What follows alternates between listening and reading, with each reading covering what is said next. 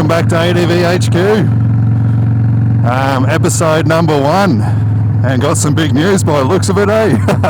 So you're probably going, what the hell's he on now? I'll introduce you to this thing a bit later on in the vid. But yeah, it's another new toy for the channel, another new toy for me to just muck around on day to day, week to week sort of thing. My plan is to kind of do the intros and outros while I'm on it, so just wing it, see how we go. So with all the little venture style things I've got, you know, enduro, riding with cow, fishing, boating, camping, that sort of stuff. Now this, thought rather than make videos each on their own that go for a while, I wouldn't mind just doing one every month or so, and sort of boxing them all together. And to do that, it'll be like little segments sort of thing, and probably narrate over the top of them. So a bit of narration over the top, and also some original audio. They'll just be shorter clip type things of each trip. And if you're keen to just see one version, like the Enduro or whatever you're keen on, they'll be in chapters, and you can just click on that and watch that, or watch the whole thing. Might chuck a little bit of bonus footage in at the end, you know, stuff from back in the day.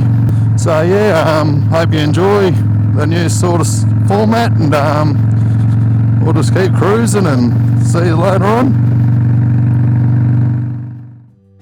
First up, we have our weekend of enduro training for Cal and I.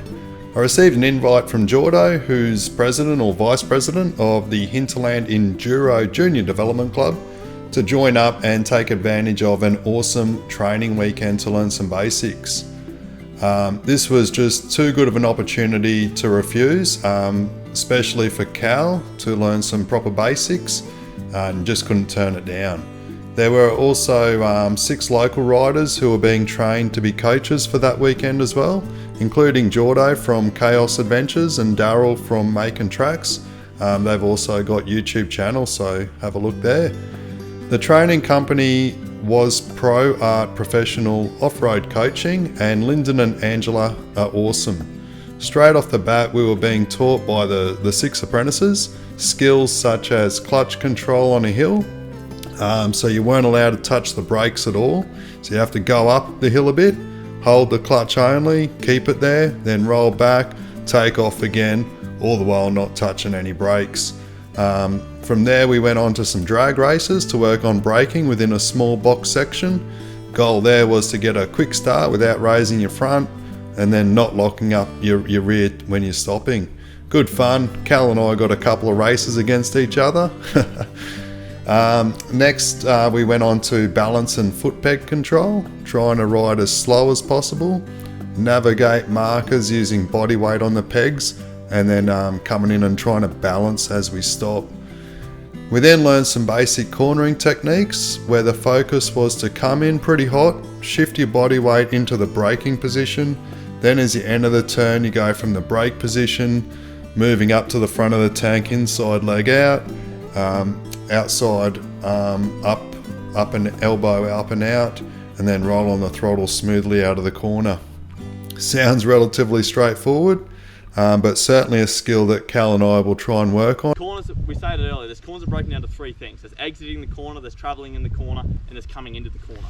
Right, and we did that braking drill earlier. Like, when you are coming into the corner, like, don't be afraid to come into the corner and brake hard, eh? If you are racing and doing those types of things, you want to come into that corner, brake hard, then transition, be smooth through the corner, and then accelerate again. So after lunch, Lyndon, the Certificate 2 coach with something like 45 years of racing experience, took us back through many of the basics that we'd practiced earlier, but he upped some of the drills a notch or 2. Learning how to do and control pivot turns is still pretty much on my radar, and I got to understand the proper technique again from this weekend. Now I just need to practice and practice. The amazing property that we were on cut in a loop for us to practice our newly taught skills. For the good riders, they were smashing it loop after loop. However, for Cal and I, having to consciously practice the newly learnt techniques such as attack, brake, cornering positions, standing as much as possible, the new gripping technique we were taught, I was just getting buggered by the second half of even one lap. But it did feel like it was all helping. So we just need to work on maintaining the right positions and improving our riding endurance. By the time log jumping had kicked off in the afternoon, I was cooked and just enjoyed watching the others and how they were doing it, how they shifted their weight, used the clutch, etc. Something to work on at home. Big days starting at about 7:30 in the morning, and the logs, I think that finished by like 4:30 in the Arvo. Cal had a few laps on the X-Trainer that evening. Won't be too long before he claims that bike as his, I'm guessing soon. He just needs another growth spurt or so, so that he's strong enough to kind of manhandle it when it's needed. Day 2 was similar to day 1, practicing many of the skills again, but it involved more laps on the loop. So my first lesson of the day was, do not take pre-workout that you use for the gym before enduro. So the first lap I was getting massive forearm pump. However, maybe it was a bit of a blessing, as the following loops it made me make sure that I put more effort into focusing on hugging the tank with my knees and using the triangle grip, and then my legs hurt, not the arms. Great weekend learning some basics properly, great people. Highly recommend Pro Art and also any of those now accredited coaches that were in the training.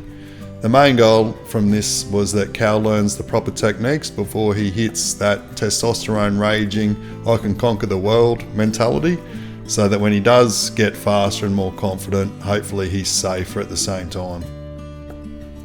Okay, moving on to the fishing and boating. First up, the Fish Pro jet ski. I sold it, so can't believe it took so long and had to drop the price significantly. But at the end of the day, it did hurt my back, and we have the little tinny now. So Cal and I got the mighty 485 surtees out early one morning with great hopes to get into some mackerel.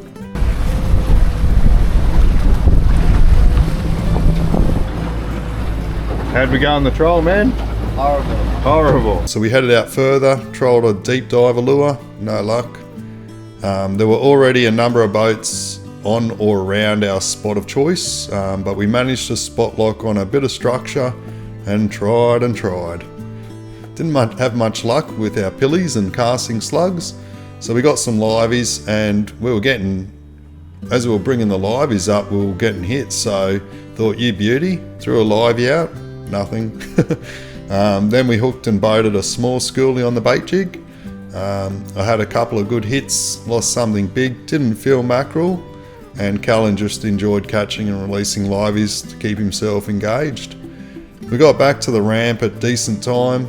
We saw the car park was overflowing. They were parked up and around the streets. Come on, Fraser Coast Council, build some more ramps, more car parks. Okay, so now on to some pretty big news. What a unit, eh? This thing, what a unit. 2014 Yamaha Stryker it is. 1300cc motor. So it's like riding two XR650s all at once. And yeah, she's got plenty of pull. If anything, it might be the slower manoeuvring stuff that I might need to fine tune and learn to adjust to a bit. But we're going to head out this way, find our way out onto some more open road. Yeah, third gear is just idling at 60, and second you can just cruise. Oh, here we go.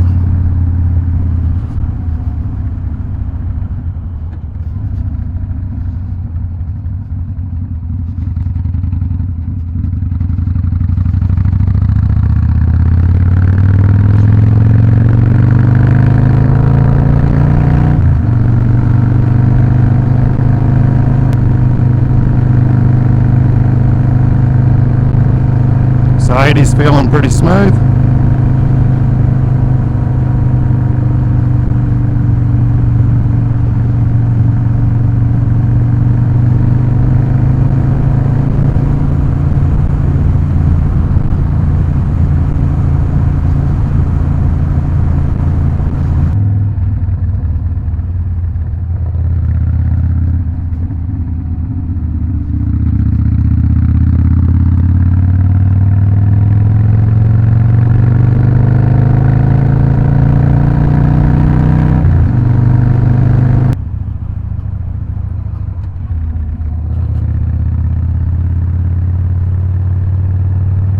see how we go.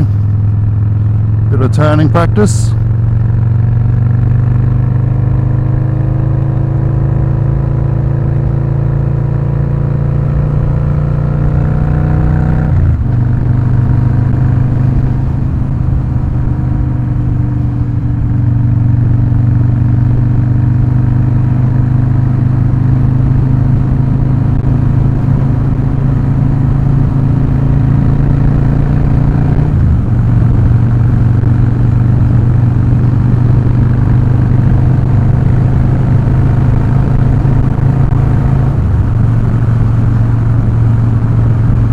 If there's any wind, which is not a lot, it should be hitting me head on now, so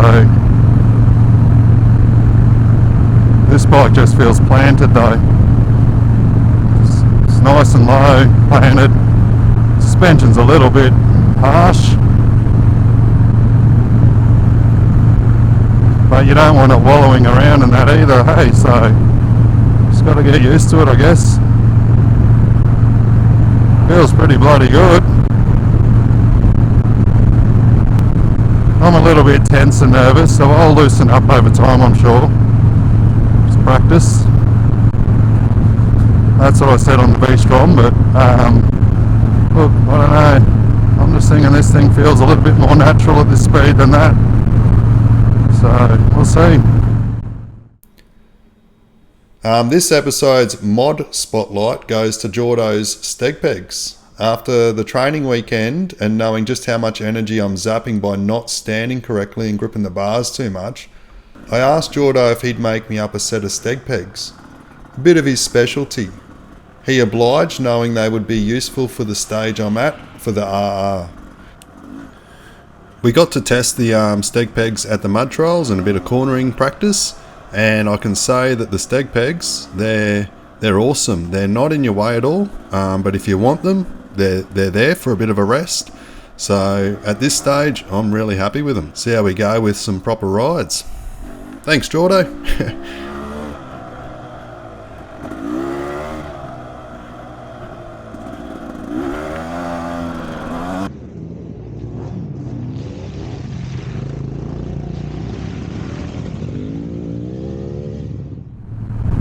Well, I'm out on the 100 zone, guys, on the big girl. Appreciate you watching to the end of episode 1. Hope you enjoyed it. Stay tuned for episode 2. Hopefully we'll get a few more adventures. Hopefully the weather's a bit kinder. It's been pretty horrible. Hoping to take the young fella back to a, motorbike park sort of thing, whether it's Clarkie's or Manor Park or whatever. And get some more skills on the Enduros, hopefully get the KTM out again, some fishing, and keep cruising on this. So until the next one, take care, and we'll catch you there. Cheers guys, Uru.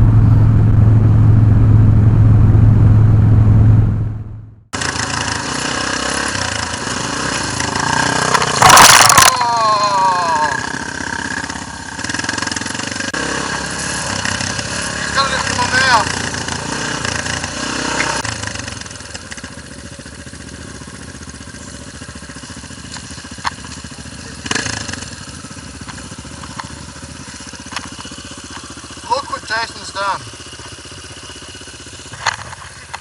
Look what Jason did to me. That'll teach you if it goes.